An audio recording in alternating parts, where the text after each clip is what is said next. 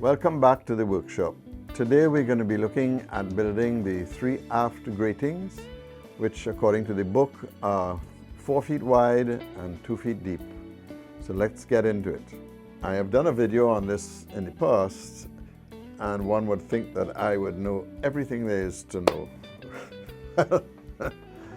I had to go back and look at my own video and then go back on my tools, and so I thought I'd take the time to do a small refresher on how you make up the gratings. I was surprised that it was a long 8 years ago when I made up that video, and lots have changed since then, and my skill level has improved. Having said that, I continued to make mistakes when I started making these gratings. David gives you 2 different dimensions of the various pieces that run in the grating. The openings on these gratings are much smaller than we used on the previous decks. The book says that the transverse pieces, or the pieces that make up the grill, are 1.5 inches, and I'm very lucky that I actually have a blade on the Jim Byrnes that's exactly that, 0.30, and that'll make a perfect cut for the slots. He also mentions that the sides, the outboard sides, had to be tapered, so that you need to have a slightly thicker piece on the side. I'm going to make them up all exactly the same and put the taper in the combings which hold the grating in place. The first thing we're going to do is make up some bulk stock, and this is my bulk stock. You should try and get as straight grain as possible. If you have too much variation in the grain, you may get some breaking of the pieces when you cut them off. And what's very important is that you mark the direction of the grain so it's easy for you to see. The thickness of the pieces, I'm using 6-inch thick pieces. This is a bulk stock.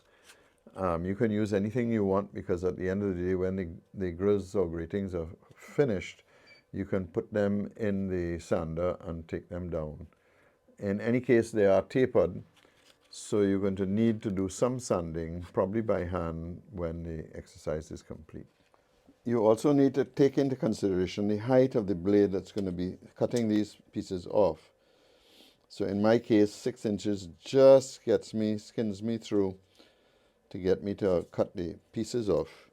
Whereas if I use something as big as this, I wouldn't be able to slit it. So this is a 2-inch blade.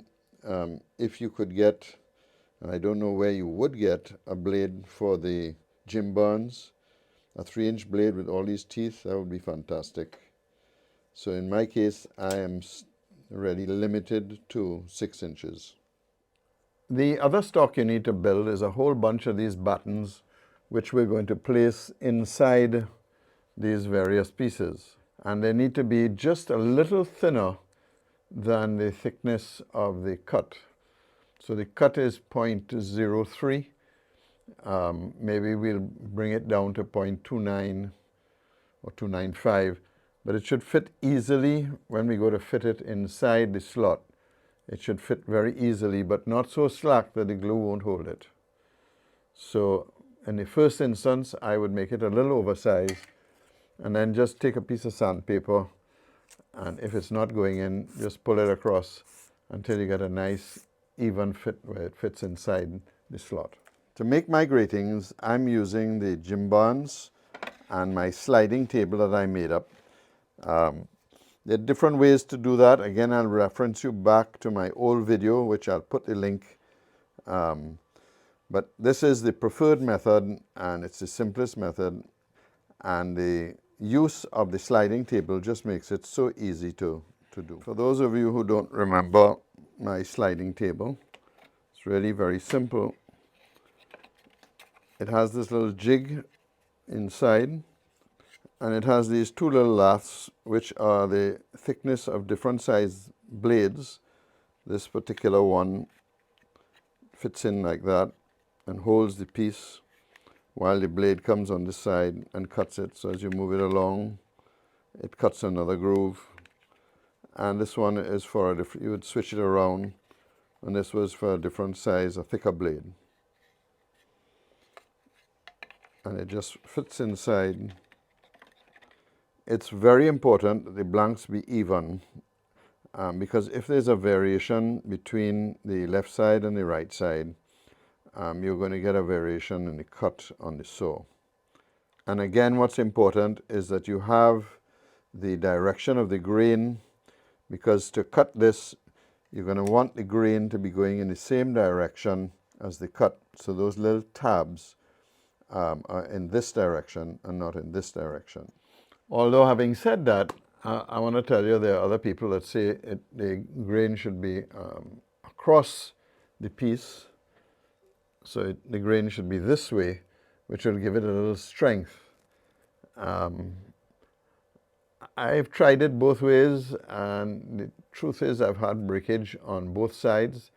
Most of the breakage takes place when I'm pushing the button in, and when I push the button in, if I don't push it straight down, if I try to push it in on the side, that's when I get breakage of these little tabs. So I'm not 100% sure of which is the best way to cut these slots in relation to the grain. When I was reviewing the video, I realized there was going to be a lot of discussion about the correct way the grain should run. So I actually did an experiment where I cut the grain in this direction as compared to this direction. And of course, I reminded myself of why I cut the grain and the pieces in the same direction. And that's because the pieces bend. It's just natural that if you have perfect straight grain wood, you probably wouldn't get this problem. But I did three or four different pieces, and they all had this bend. So of course, when you go to put them in a jig like this, and I actually did try to make up some. First of all, they go in bent, so you push them out. And unless it's a real tight fit, you're going to get bowing in it, which means when you try to line them up, you might or might not see this. You get a bow here on the side, and it just became very difficult to make up the piece. Whereas when the grain runs straight up and down, the piece is absolutely straight. Yes, the tabs might break off, but it's interesting. I made up about 6 of these, and I lost very few tabs. So I'm going to stick with the way I've been making them, and that is that the grain running this way is going to be the same way as the tabs, even though it's slightly weaker than if I did a crosscut. And to make it up on this jig, I have a small batten that I've glued to the saw, and I've also set the distance here, which is the inside distance that each square is going to be. So you need to dimension this piece, which is going to be the internal diameter of the pieces you're going to cut. So it has to be slightly smaller than the thickness of the blade, whatever the blade you're using. And the process is very simple. You make sure you got the direction of the grain, put the piece right up against the block, turn the motor on, and make your first cut.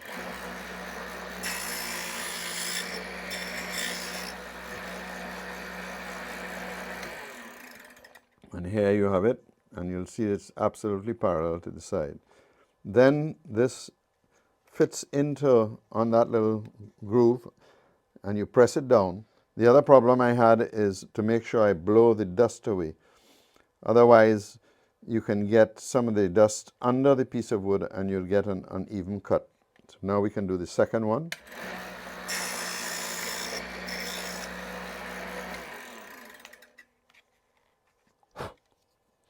And there you have the second piece. And we'll continue going on until you've cut all the pieces.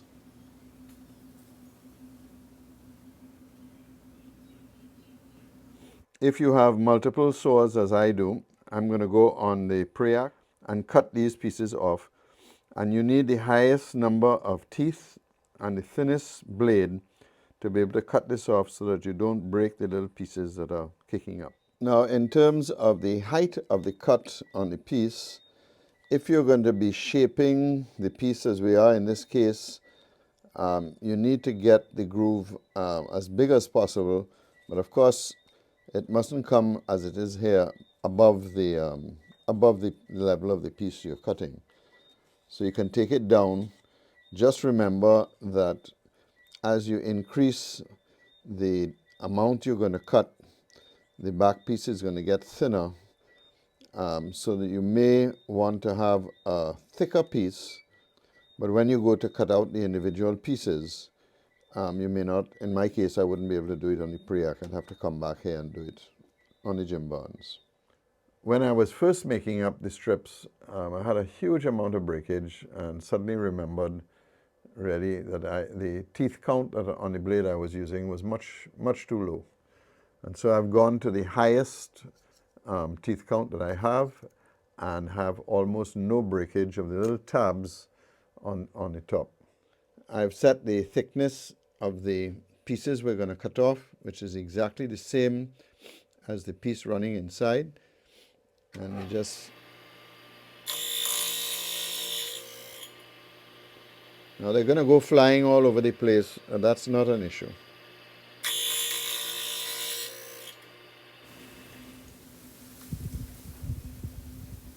And when it gets close to your fingers, you need to stop. To assemble the pieces, this is a piece that I made up, which are these pieces before they are cut. And all I do is put them in here to hold them together. So the spacing is going to be the individual spacing between these, which is the same as the cuts on this. And you'll also notice that the bottom and the top are slightly different. So you want to line up the pieces exactly as they were cut off of this pre-prepared biscuit. And that just, if there's any variation in the layout, the lines are going to line up exactly the same. So we're going to put 8 of these in.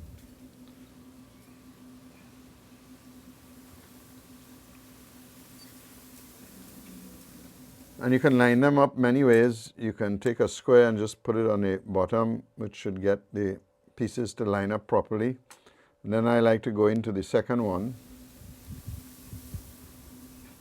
simply because you never know with the first one if it's perfect. And then the other thing I do is I want to clamp the piece down just so it doesn't jump out.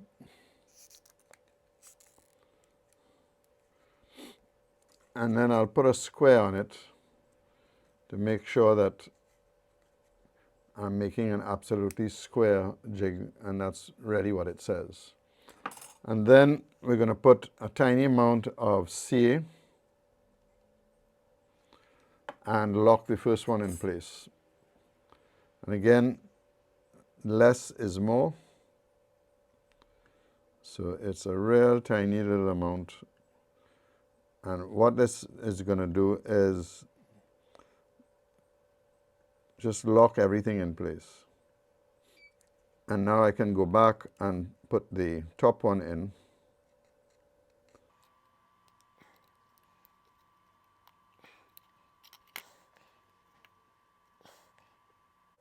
Again, locking everything in place. And you see that one little edge is broken, so that this will be the first piece of the grill. You need to be very careful that you don't stick this into the line-up frame. So I would just take it out and move up and put another one in section. Doesn't really matter where. So there we go.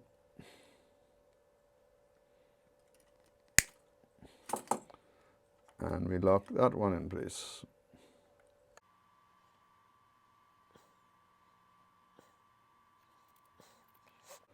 Once that's dry, this is fairly stable, and we can start fitting in the individual pieces.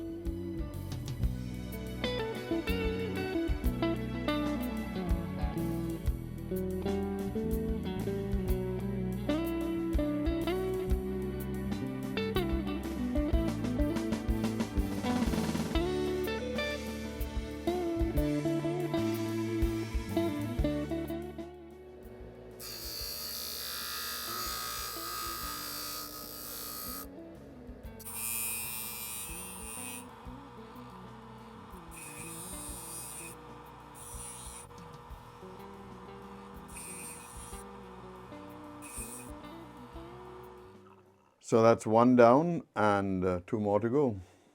Well, as you can see from the mess here, they're all made up, cleaned up, and they already came out perfectly. We're going to put a slight curve on them when we put them in the frames, and I'm not going to go through making up the frames. Here is the fully made up piece. It's got a little curve or camber on it.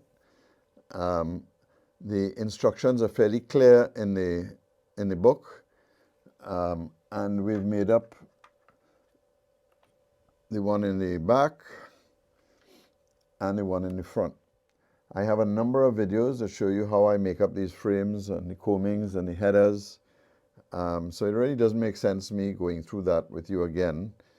Just that, again, if you're just making straight butt joins to make these up, I challenge you to do half joins, because they really, I'm sure you can't see it, they really take you to another level in terms of expertise, and they're really not hard to do. It just takes a little bit of patience. Well, I guess that's it for this refresher course on making up the gratings. I hope you found it useful. I certainly did, and it never ceases to amaze me that I thought I had really refined the technique and knew exactly what to do, but I haven't done it for a long time, and it was again another learning curve. So the videos are very useful to go back and refresh and remind yourself why you did what you did. So with that in mind, thank you for spending some time with me in the workshop, and we'll see you while we continue to keep modeling.